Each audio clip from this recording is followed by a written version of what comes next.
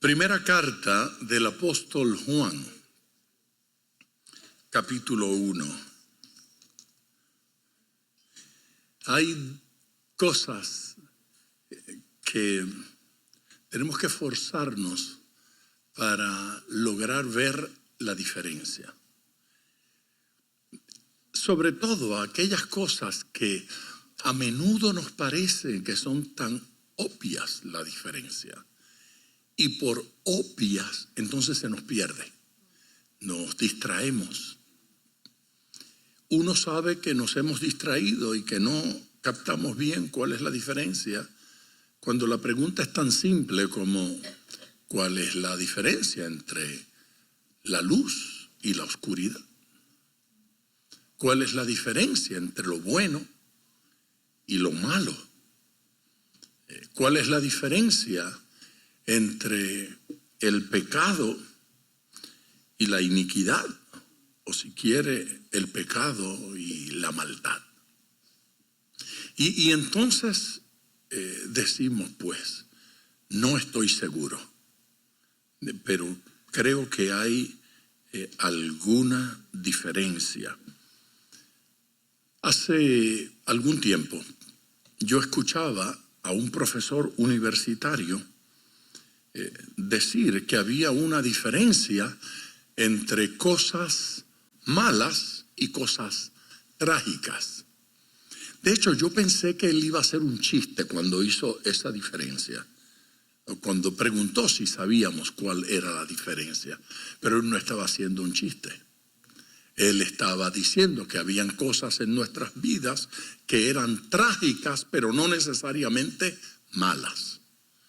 Y habían otras que eran malas, pero no necesariamente trágicas. Y todavía yo no entendía lo que él estaba diciendo. Finalmente lo entendí cuando lo ilustró.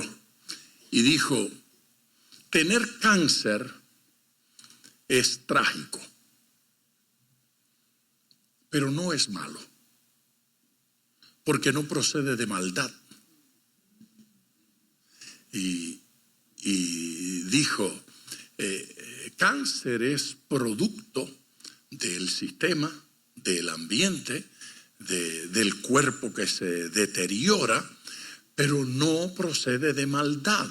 Cuando usted se enferma, usted no tiene que entender que ha recibido una maldición o que alguien le está haciendo mal. Usted debe comprender que el cuerpo se deteriora, que tal vez usted fue a donde no debía ir, comió lo que no debía comer, se expuso a lo que no debía exponerse, o que simplemente tiene un historial familiar que produce esas cosas. Son esos desafíos a la mente que nos hacen considerar opciones y alternativas que no habíamos considerado. Vaya conmigo a nuestro pasaje, que de pronto este pasaje nos desafía igualmente al pensamiento y a la reflexión. Hoy estamos diciendo que Dios es luz. Capítulo 1, primera carta del apóstol Juan. Este es capítulo 1, versículo 5. Este es el mensaje que hemos oído de él. Lo está diciendo Juan, que era uno de los apóstoles. Así es que él no está hablando de un mensaje que hemos recibido simplemente a través de los años, sino el mensaje que él y su equipo habían recibido de parte del Señor Jesucristo. Este es el mensaje que hemos oído de él y os anunciamos. Dios es luz y no hay ningunas tinieblas en él. Si decimos que tenemos comunión con él y andamos en tinieblas, mentimos y no practicamos la verdad. Pero si andamos en luz, como él está en luz, tenemos comunión unos con otros, y la sangre de Jesucristo, su Hijo, nos limpia de todo pecado. Si decimos que no tenemos pecado, Nos engañamos a nosotros mismos y la verdad no está en nosotros. Si confesamos nuestros pecados, Él es fiel y justo para perdonar nuestros pecados y limpiarnos de toda maldad.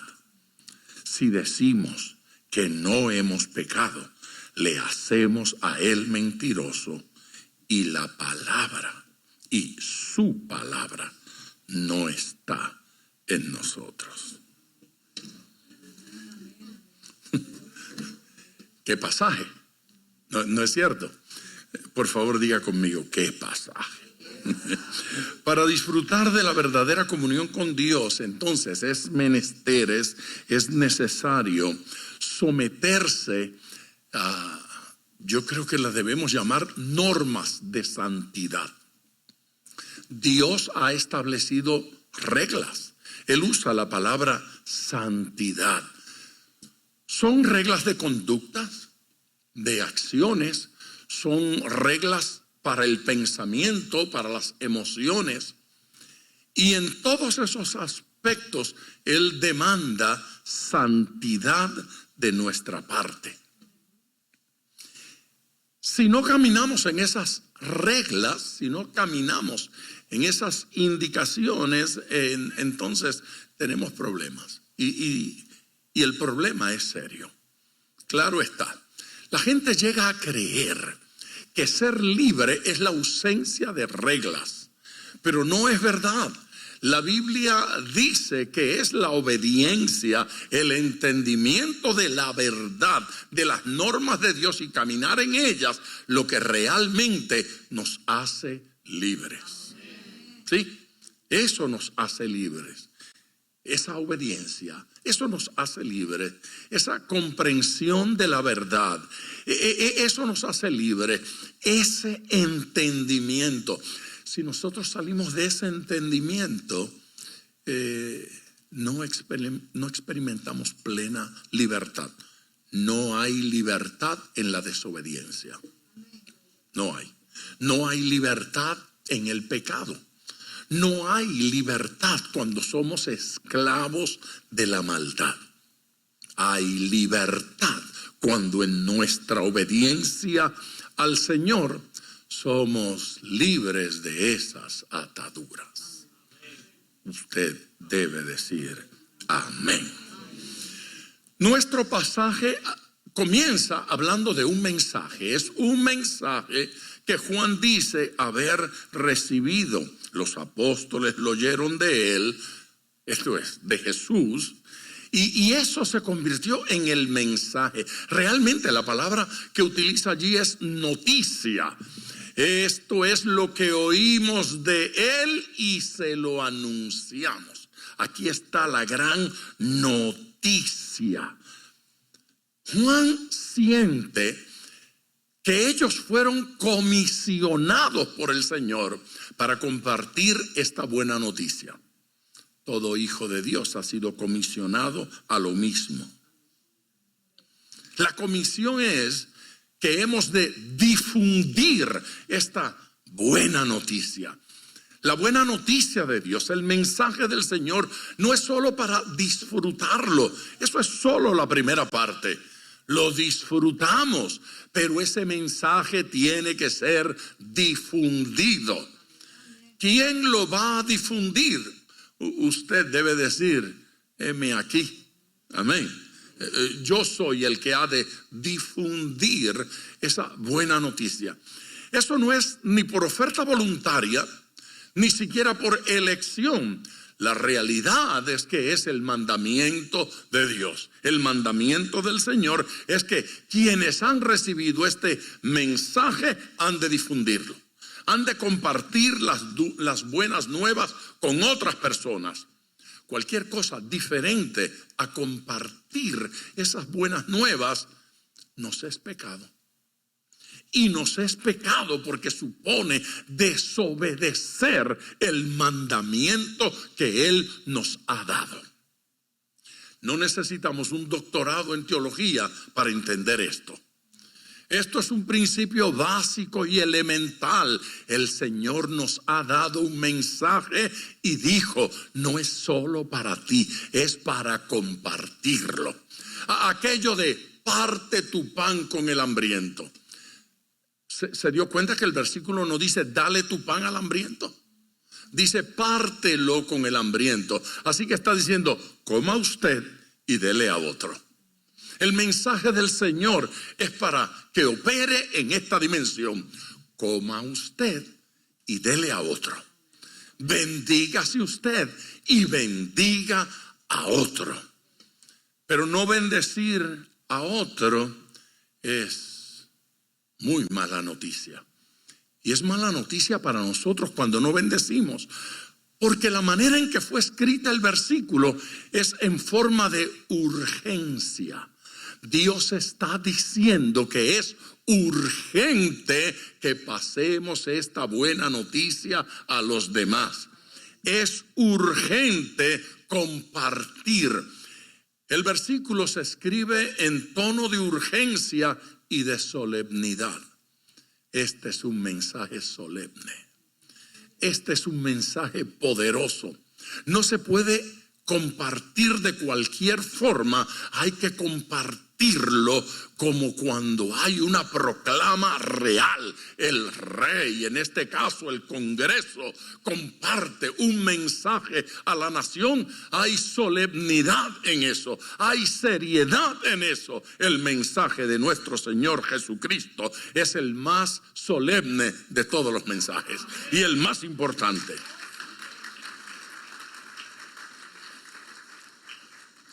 En estos versículos, en este contexto, el mensaje se resume en una expresión: Dios es luz. Dígale al que está al lado suyo, Dios es luz. Fíjese, esto no es un chistecito, esto no es una dinámica superficial para que usted se sacuda y diga algo. No, esto es para que eso que estamos oyendo no solo lo internalicemos, sino que lo expresemos a través de nuestra boca, bendiciendo al que está a nuestro lado. Usted come y comparte. Usted disfruta y bendice. Así es que ahora miremos para el otro lado y le vamos a decir a la otra persona: Dios es luz. Si este es el mensaje, Dios es luz. Y no hay ningunas tinieblas en él.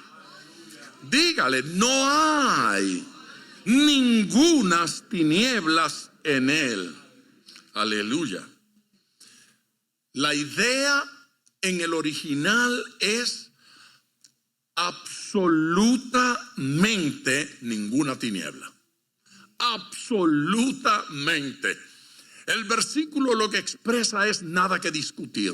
En Dios no hay nada negativo. En Dios no hay nada malo. En Dios no hay nada feo. Él es absoluta luz. En Él no hay tiniebla alguna.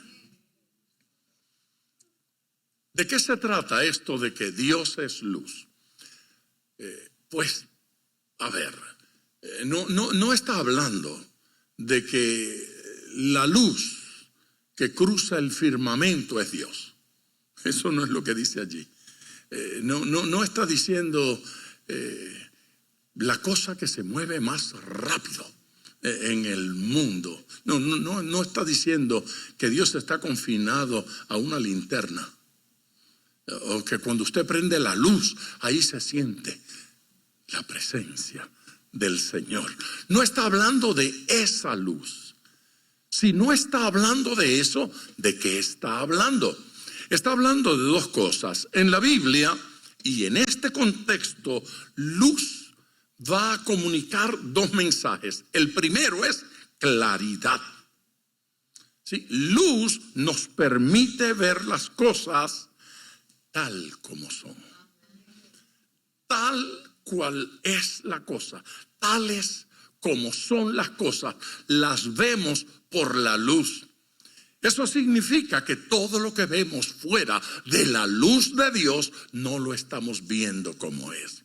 Así que el mundo nos intenta explicar cómo es la vida, cómo es el mundo, cómo deben ser nuestras relaciones, ¿sí? Cómo debemos comunicarnos unos con otros, pero el mundo no sabe cómo es la comunicación. Dios es el que nos enseña comunicación. Es Dios quien nos enseña qué cosa es familia y cuál es el lugar de la familia en la sociedad. Es Dios quien nos enseña qué cosa es matrimonio, cómo hemos de educar nuestros hijos, cómo hemos de relacionarnos con la pareja. Él es luz, en Él hay claridad y Él comparte esa claridad con nosotros. Por favor, alábele. Ninguna tiniebla en Él. Eso de claridad comunica otra cosa. Y la otra cosa que comunica es que Dios no se esconde. Sí, la luz no se esconde. Dios no se esconde. Esa idea que Dios ha decidido que algunos no lo perciban y no lo vean y Él no se comunica es falso. El Dios Todopoderoso quiere ser conocido. Desea ser conocido a través de Cristo. Cristo nos revela al Dios eterno. El Espíritu Santo nos conduce a toda verdad, a todo entendimiento y a toda comprensión. Él ha decidido ayudarnos a que le conozcamos plenamente. Dios no se esconde. Hay una segunda cosa que comunica el término luz y es santidad. Sí, es pureza, es integridad. Eso de santidad es perfección moral. Y en este caso, cuando hablamos de perfección moral, estamos hablando sin límites, infinita. Dios es santidad en su plena expresión. Quien quiere ver santidad tiene que mirar a Dios. Lo que dice allí acerca de la luz, lo que dice acerca de la claridad y lo que dice acerca de la santidad no son adornos de Dios. Ve, la santidad no es un arete divino. La pureza no es un brazalete o un anillo de Dios. Estos no son adornos de Dios. Esta es su esencia. Él es santidad, Él es claridad, Él es luz. Este no es una de las cosas que Él tiene en una cajita. Esto es lo que es Dios. Dios es plenamente transparente. Como es la verdad, porque Él es verdad, es la santidad. Él es santidad. Él es santo. No hay verdad fuera de Él. No hay santidad fuera de Él. Y esto tiene una importancia práctica. Si esto que yo estoy diciendo se queda a nivel de lo filosófico, estamos perdiendo lo más importante del mensaje. Lo más importante de este mensaje no es simplemente la idea de luz, es la práctica, que esa santidad de Dios nos afecta a nosotros, nos cambia a nosotros. Él quiere que participemos de su santidad. Él quiere que participemos de su claridad. Él quiere que participemos de su luz. Él quiere que participemos de su verdad. Él es verdad y es una verdad compartida. Podemos conocer a Dios. Podemos experimentar a Dios. Este pasaje dice que los que andan en luz tienen comunión con Él. Quien no anda en luz no tiene comunión con Él. Es practicar, ¿sí? Es vivir, es experimentar, es andar, es caminar. La santidad se refleja en conducta. La claridad se refleja en conducta, en acciones, que no somos hipócritas, que no somos mentirosos, que no andamos disimulando las cosas y escondiendo ciertas conductas, que abrimos el corazón y somos transparentes delante de Dios y delante de los hombres, delante de los demás seres humanos. Esa conducta donde quiero esconder, donde quiero ocultar, no la produce el Espíritu Santo de Dios. ¿Sí? Participar de esa luz es participar de verdad, es participar de santidad. Entonces, el pasaje nos explica un absurdo, un ridículo: comunión con la luz y con las tinieblas al mismo tiempo. Es un absurdo que Juan no está proponiendo que ocurre en nuestras vidas. Él está diciendo todo lo contrario. Eso no es posible. No podemos caminar en luz y tinieblas al mismo tiempo. Cuando estamos caminando en tinieblas, no estamos caminando en luz. Así que no se puede vivir con Dios y el diablo simultáneamente, lleno de Dios por la mañana, lleno del diablo por la tarde. Sí.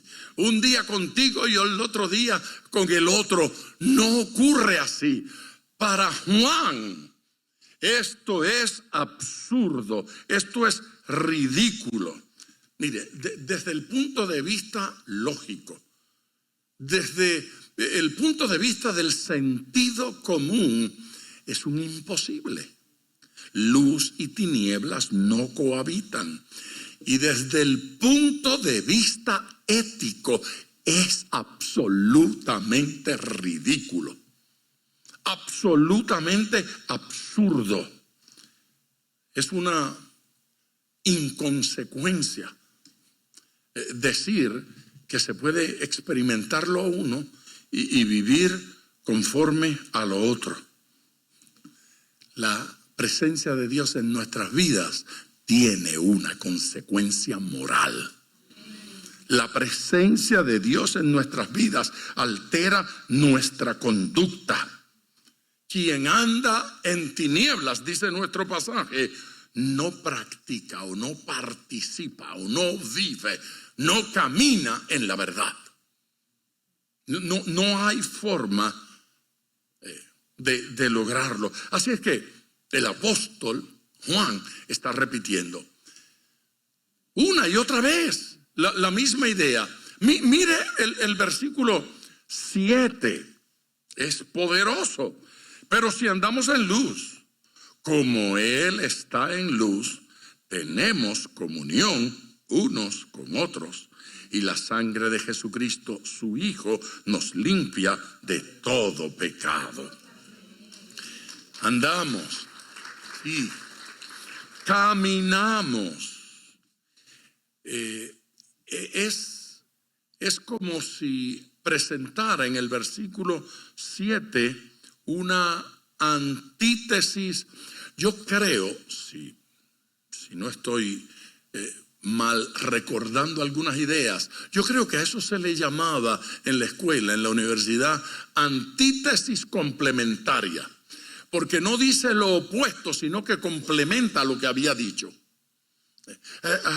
Así es que él está diciendo, aquí hay algo que se añade cuando usted camina en luz. Eso se llama beneficio marginal. Aparte de que tiene comunión con Dios, y aparte de que recibió perdón, aparte de que recibió salvación, aparte que disfruta de Él, ahora disfruta de los demás. Disfruta de los hermanos, disfruta de la iglesia. Y esto no es un supuesto para el futuro, esto es un presente. Esto es hoy, esto es ahora. Amén. Juan no retrocede, sino que se proyecta a una dimensión nueva. Y esa dimensión nueva tiene comunión con Dios, tiene comunión con los hermanos. Vive en luz para con Dios, vive en luz para con los demás. Camina en la verdad delante de Dios, camina en la verdad delante de los hombres. No tenemos pecados, pecadillos, conductas, sentimientos, emociones, pensamientos ocultos, lo traemos delante de Dios. Y ese versículo añade otra expresión que me parece la debemos mirar, y es que Dios está en luz. ¿Lo vio? Está. Pero si andamos en luz como Él está en luz. Así es que Él es luz y Él está en luz. Une conducta santa con conducta verdadera. Y hay unas consecuencias prácticas muy claras. Si decimos que no tenemos pecado, nos engañamos a nosotros mismos. Comunión unos con otros es consecuencia de la comunión con Dios. Comunión horizontal se fundamenta en comunión vertical. Pero entonces después dice, y la sangre de Jesús, su Hijo, nos limpia de todo pecado. Y esto supone o propone, o cuando menos algunos ven, un gran problema en la declaración. Porque dice, ¿de qué pecado nos limpia si estamos caminando en luz? ¿Sí? ¿De qué pecado nos limpia si estamos caminando en la verdad? ¿De qué pecado nos limpia? Si nos ha dicho que caminemos en integridad, ¿cómo es que limpiamos de pecado a los íntegros? ¿Cómo es que limpiamos de pecado a los que le está diciendo que no pueden vivir en pecado? Que no pueden practicar el pecado. Volvamos a nuestro versículo. Ahora al 8. Si decimos que no tenemos pecado, nos engañamos a nosotros mismos y la verdad no está en nosotros. Vamos a entender esto bien, porque me parece que esto alumbra. La idea allí de estar en pecado, ¿sí? O tener pecado, en ese versículo en particular no parece estar hablando de la práctica del pecado o el pecado que cometo. Está hablando de esa inclinación que hay en el corazón del hombre hacia pecado. Aún esos a los que identificamos como muy santos, muy íntegros, y esto no es una expresión irónica, estoy hablando aún de aquellas personas a las que usted va a considerar la gente más íntegra que usted ha conocido. Usted va a las Escrituras y usted encuentra a un santo como Abraham negando que su esposa es su esposa, porque tiene miedo de que lo maten. ¿Sí? Eso no parece ser una buena conducta. Usted encuentra al apóstol Pablo acusando al apóstol Pedro de actuar hipócritamente. Y uno dice, pero eso sí que es el lío de los pastores. En este caso de los apóstoles. Usted encuentra al hombre más manso sobre la faz de la tierra, Moisés, cometiendo un asesinato. ¿No es cierto? Perdió la tabla, ¿sí? Perdió el control y hizo algo que no debió haber hecho. Usted encuentra a Elías, cobarde, temeroso de una mujer que lo amenaza y deseando morirse. Bueno, la verdad es que no es extraño que algún hombre diga, mejor muerto que enfrentarla. Qué difícil. Uno mira las escrituras y ahí están nuestros héroes evidenciando debilidades e inclinaciones hacia cosas que no son correctas. Yo creo que alguna vez le conté que escuché una entrevista que se le hizo a la esposa de Billy Graham. Le preguntaron, ¿alguna vez usted consideró la opción de divorciarse de él? Y ella dijo, divorciarme no, estrangularlo sí. No importa cuán santo sea una persona. Este pasaje habla de que hay una inclinación natural hacia cosas malas. Y en alguna área de nuestra vida todos la experimentamos. Sea para estrangular a alguien o sea para atacar a alguna persona y difamarla y hacer un comentario contra esa persona, la queja, el chisme. Triste que un mensaje como este pueda ser usado por alguna persona para justificar sus carnalidades. Golpeé.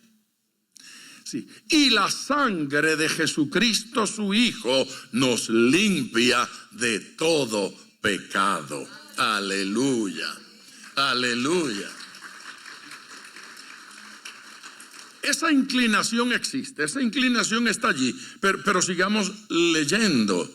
Si decimos que no tenemos esa inclinación, que el corazón no se nos va en dirección incorrecta, impropia, ocasionalmente dice, nos engañamos a nosotros mismos. Juan casi está diciendo, se engaña usted, a mí no me engaña.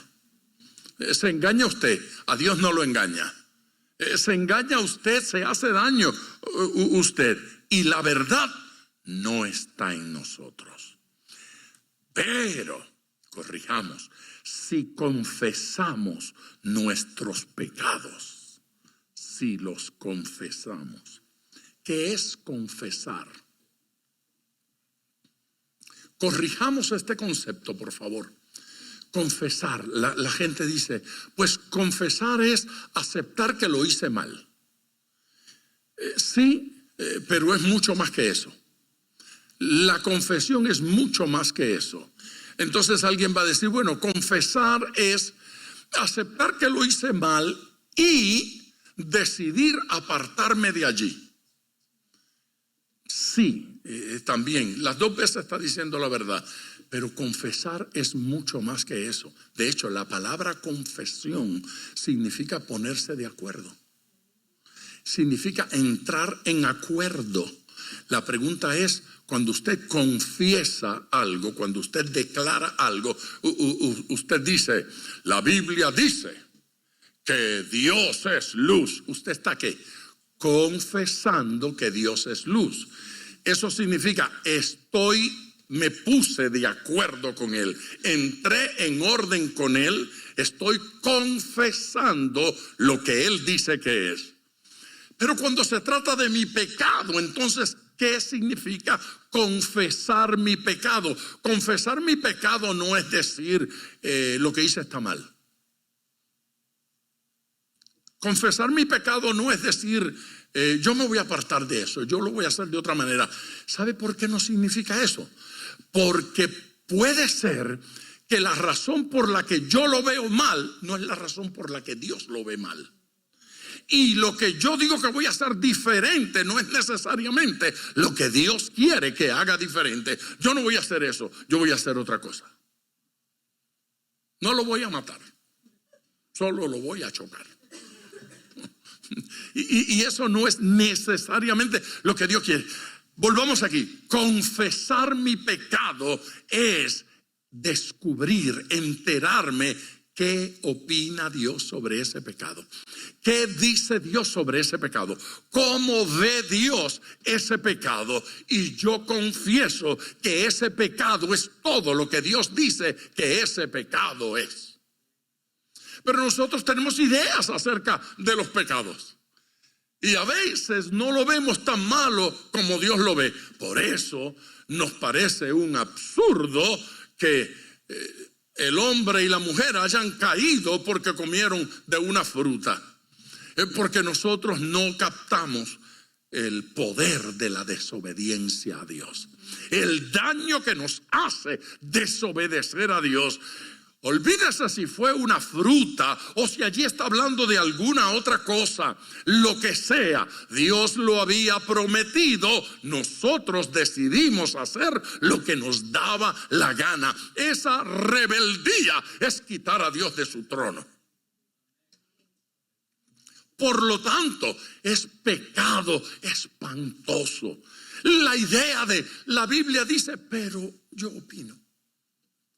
Yo sé que dicen que Dios cree, pero a mí me parece que hay gente que se cree tan inteligente como para opinarle a Dios. A Dios no se le opina, se confiesa que Él es verdad y todo hombre mentiroso.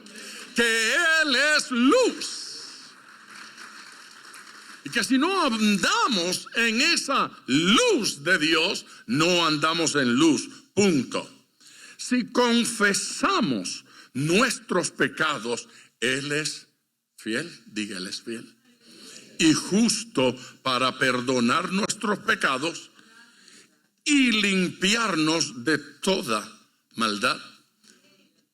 Dos cosas diferentes. La una es perdonarnos y la otra es limpiarnos. ¿De qué nos perdona y de qué nos limpia? ¿Qué es perdonarnos y qué es limpiarnos? Eso es importante. O no he entendido el pasaje si no me pregunto, ¿y por qué establece la diferencia entre perdonarme y limpiarme? Según lo entendí yo en la escuela dominical era lo mismo. Pero allí dice que no es lo mismo. El término perdón en ese versículo y en casi todo el Nuevo Testamento, el término perdón es enviar a la distancia, alejarlo, es remitir, ¿sí? Remisión de pecado. ¿Qué es eso? Remitir los pecados. Usted sabe lo que es un remitente. Un remitente es el que envía la carta lejos. La escribo, le pongo un sello y yo soy el remitente. Y aquí te va. Y la recibieron allá en Chile. ¿Sí? Se envió, ¿qué? Lejos. Él perdona nuestros pecados. Los arranca de nosotros y los envía lejos. Él hace remisión de nuestros pecados. Ya esto no está en ti, yo lo quito. Pecado del cual me arrepiento, pecado que confieso, pecado que acepto y lo traigo delante de Dios. Él lo agarra y lo tira de mí, lo echa fuera, lo envía distante. Ya ese pecado no está en usted ni le afecta, porque la sangre de Cristo, aleluya, lo limpió. Gloria a Dios, se fue. Así es que volvamos a nuestro versículo y a la expresión: para perdonar nuestros pecados y limpiarnos de toda maldad. Algunas versiones traducen maldad allí como iniquidad. Es iniquidad, es maldad, es mancha. ¿Sí? Pero además de mancha, es contaminación. Es una mancha que contamina. El pecado produce mancha. El pecado produce contaminación. Pero, pastor, ¿y si la borrachera la agarro solito? Pues solito se contamina y solito se mancha. Pastor, pero yo no me doy la borrachera completa. Yo sé cuándo parar. Pues usted sabe hasta dónde le llega la mancha. ¿sí? Entonces decimos mentiritas blancas. Y usted nunca se manchó con leche. Hay manchas blancas. ¿Qué le pasa a la gente? No es cierto. Una mentira necesaria, una mentira piadosa. Así es su mancha, con aspecto de piedad. Y la contaminación. Esa contaminación le daña a usted y le daña permanentemente. Así es que no basta con eliminar el pecado. Hello. No basta con eliminar el pecado. Hay que eliminar la mancha. ¿Usted alguna vez le quitó la comida de encima a su... Es que ahora me acordé que anteayer Estrellita llegó a casa y lo primero que hizo fue señalarme el pecho y decir: manchaste esa camisa. Y era verdad. Yo estaba comiendo berries y todo estaba rojo aquí. Sí. Comí por acá y por... Pero yo agarré los berries que se me cayeron, yo los agarré todos y me los comí. Ya no había berries en mí, solo estaba la mancha. Diga mancha. No mancha, dicen los mexicanos. Estaba la mancha allí, la mancha. Esa mancha es contaminación. El Señor no solamente va a quitar el pecado de usted, el Señor quiere lavar esa mancha, eliminar la contaminación, el efecto que el pecado ha provocado en su vida. Después de ciertas conductas, nuestra mente queda afectada, nuestro corazón queda afectado, pero el Señor dice: yo no solo te perdono, yo limpio la mancha, elimino la contaminación. Usted debe darle gloria a Dios. Lo que dice este pasaje es: no haga a Dios mentiroso con el cuento ese de que, ay, a mí esas cosas no me pasan. Eso que dice el pastor, ay, no. Eso es él. Los puertorriqueños son así. Perdone que le haga esta aclaración. Cualquier persona que pretende que no tiene esa inclinación corre peligro. Serio peligro. Es bueno que en el día de hoy reconozcamos, confesemos y pidamos perdón al Señor, con su rostro inclinado y sus ojos cerrados. Vayamos delante del Señor en oración.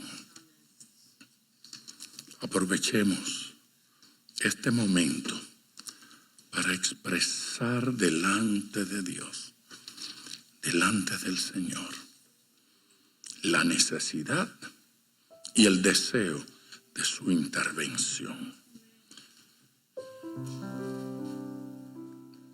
De manera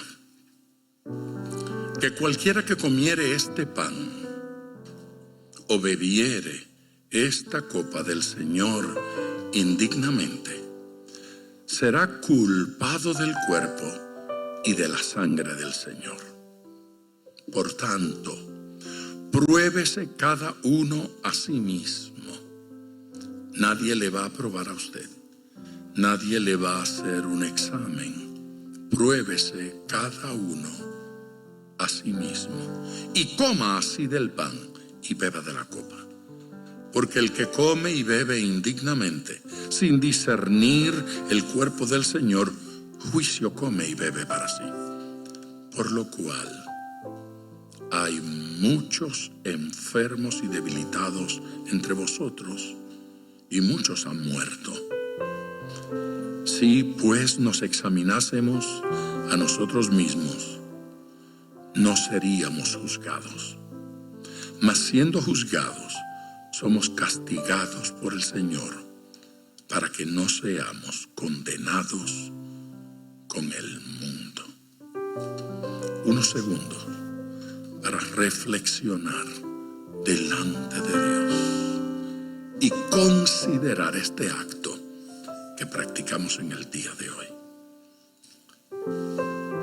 participar de la mesa del Señor es un acto serio, con consecuencias negativas para aquellos que indignamente participan de él, con hermosas consecuencias de bendición para aquellos que participan de él con la dignidad, el decoro y la actitud correcta. Oremos al Señor. Todos de pie para dar gracias al Señor por su amor. Y así finalizamos nuestra reunión en este día. Gracias, Espíritu Santo, por permitirnos participar de tu mesa. Gracias por hablarnos a través de tu palabra. Gracias por ministrarnos de esta forma tan maravillosa. Glorifícate, Dios bueno. Bendice, Señor Todopoderoso, en el día de hoy a tu pueblo, a tu iglesia, y que esta palabra marque profundamente el corazón de cada uno de tus hijos. Y así, Señor, podamos vivir para ti en transparencia y luz. Por Cristo nuestro Señor.